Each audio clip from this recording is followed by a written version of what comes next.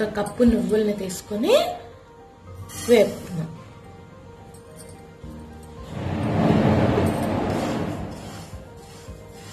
Medium ఫ్లేమ్లో లేదా లో ఫ్లేమ్లో మాత్రమే దీన్ని వేపుకుందాం.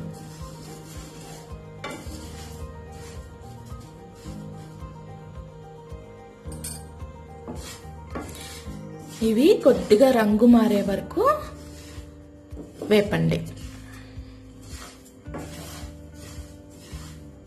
మాడిపోకుండా కలుపుతూ ఉండండి. లేదంటే కొన్ని మాడిపోతాయి, కొన్ని ఏమో పచ్చిగా అలానే ఉంటాయి. మరీ ఎర్రగా కూడా ఇవి మార్చకుండా కాల్చుకోండి.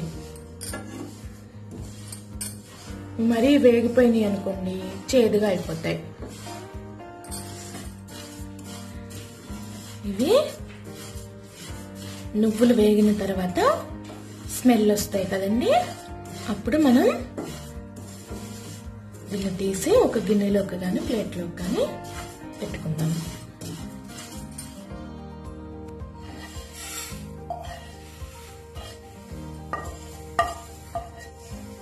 ఒక ప్లేట్లోకి తీసి పెట్టుకోండి.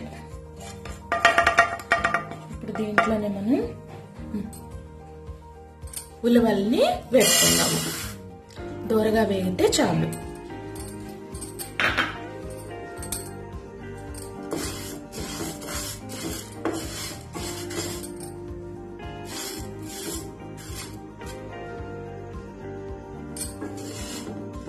దూరగా వేగే వరకు వేపుకొని వీటిల్ని కూడా మనం ఒక ప్లేట్లోకి తీసి పెట్టుకుందాము.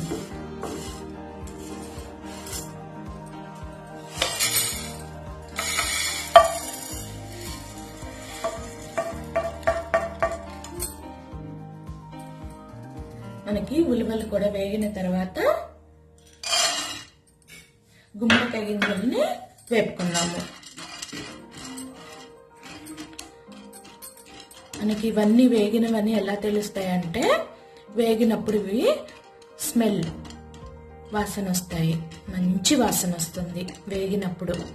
అప్పుడు ఇవి వేగినట్లు. అలా వేగిన వాటిల్ని తీసి ప్లేట్లో చల్లార్చుకుందాం. చూడండి, చిట్పట్ అంటూ ఇవి వేగినట్లు మనకు తెలుస్తుంది. కొద్దిగా కలర్ కూడా మారుతుంది.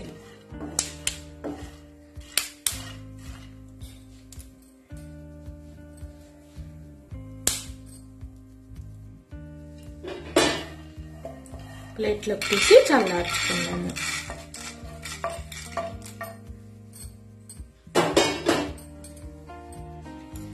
ఇప్పుడు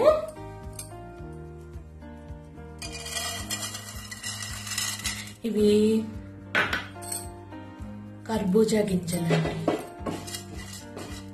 పుచ్చకాయ గింజలైనా కర్బూజా గింజలైనా మనకి దొరుకుతాయి కదా మార్కెట్లో, అవి కూడా తెచ్చుకొని వేపుకున్నాం.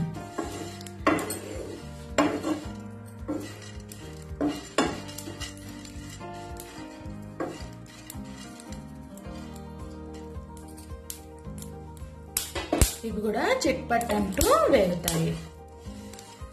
ఇవి కూడా దోరగా వేయించుకొని మనం ప్లేట్లో చల్లార్చుకుందాం.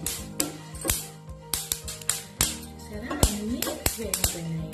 మనకి ఇవి వేగినట్లు అన్ని ఇలా మరమరాల్లాగా ఉబ్బిపోతాయి. అప్పుడు మనం వీటిని ప్లేట్లోకి తీసుకోవచ్చు.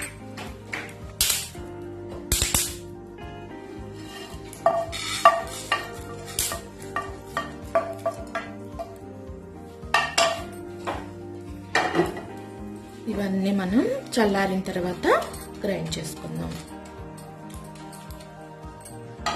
ఇప్పుడు మనం ఒక్కటొక్కటిగా అన్ని గ్రైండ్ చేసుకుందాము. మరీ మెత్తగా అవసరం లేదండి, రవ్వగా ఉన్నా పర్వాలేదు. ఇలా గ్రైండ్ చేసుకున్న దాన్ని ఒక గిన్నెలోకి తీసి పెట్టుకోండి.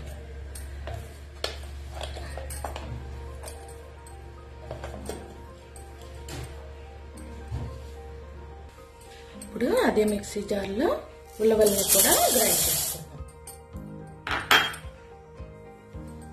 ఉలవలు మనకి కొద్దిగా బరకగా వస్తాయండి. మీరు మెత్తగా కావాలంటే కొద్దిగా టైం పడుతుంది, వేసుకోవచ్చు. నేను కొద్దిగా బరకగా వేసాను. దీన్ని కూడా తీసి పెట్టేసుకో.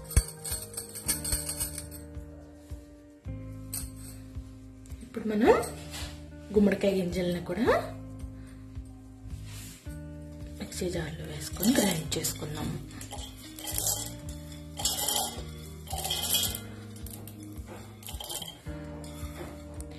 ఇవన్నీ మనకి వేడినిచ్చే పదార్థాలు కాబట్టి ఈ చలికాలంలో మనకి చాలా మంచిది. జలుబు చేసిన వాళ్ళు ప్రతిరోజు ఇది ఒక లడ్డు తింటే చాలు. గుమ్మడికాయ గింజలతో పాటు ఈ కర్బూజా గింజలను కూడా వేసేసుకుందాం.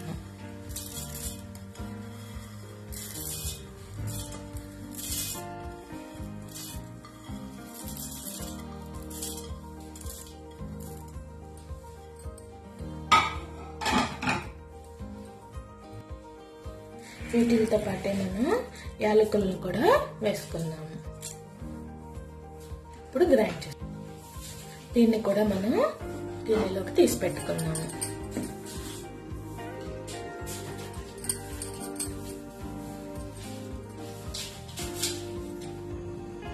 ఇలా గ్రైండ్ చేసుకున్న పొడిలో ఒక 2 కప్పుల బెల్లాన్ని కూడా వేసి, మీరు కావాలంటే దీన్ని పాకంగా కూడా వేసి ఇలా పొడి చేసుకోకుండా గింజల్ని మనం చిక్కీలాగా కూడా చేసుకోవచ్చు. నేను బెల్లం పొడి తీసుకున్నాను 2 కప్పులు.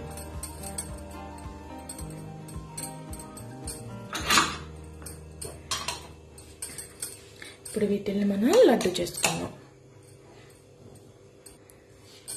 బెల్లము మనం గ్రైండ్ చేసుకున్న పొడులు అన్ని బాగా కలిసేలాగా కలుపుకోండి.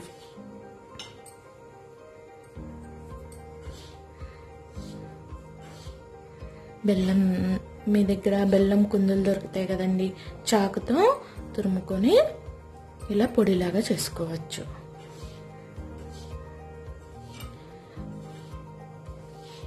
ఇంకా దీంట్లో మీరు బాదం, జీడిపప్పు, వాల్నట్స్ ఏవైనా యాడ్ చేసుకోవచ్చు.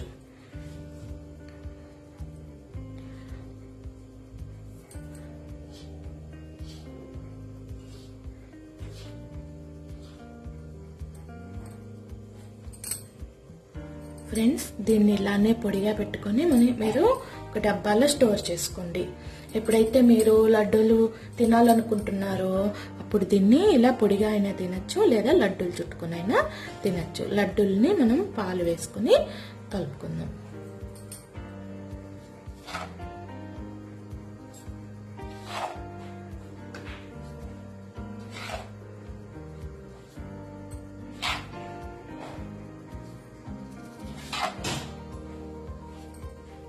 మీరు ఎంత మిక్చర్ లడ్డు చేయాలనుకుంటున్నారో అంత.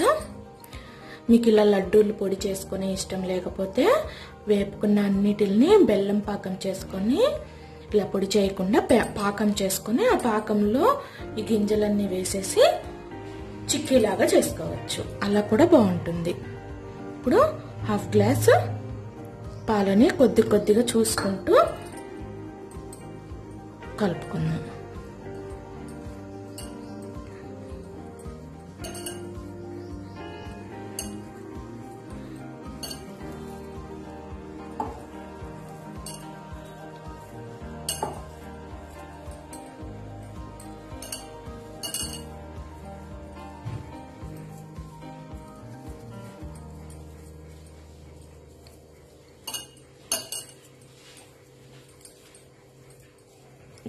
కొన్ని పాలు వేయగానే సరిపోయిందండి.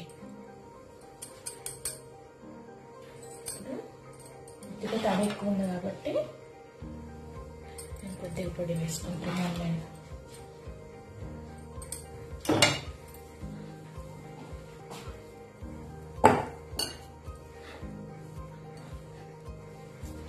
అయిపోయింది. దీంతో లడ్డూలు చేసుకోవడమే.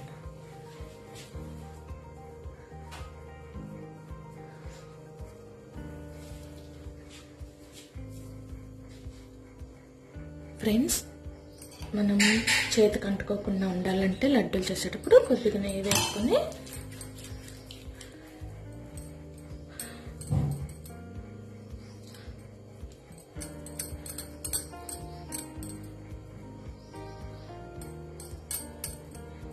మీకు ఇష్టమైన సైజులో లడ్డూలు చుట్టుకోవచ్చు, పెద్దవైనా చిన్నవైనా.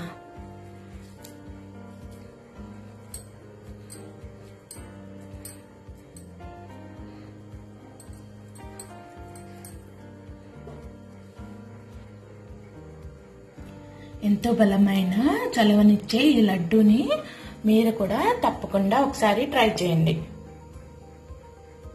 మనం ఎప్పుడు నువ్వులతోనే లడ్డు చేసుకుంటాం కదండి చలికాలంలో.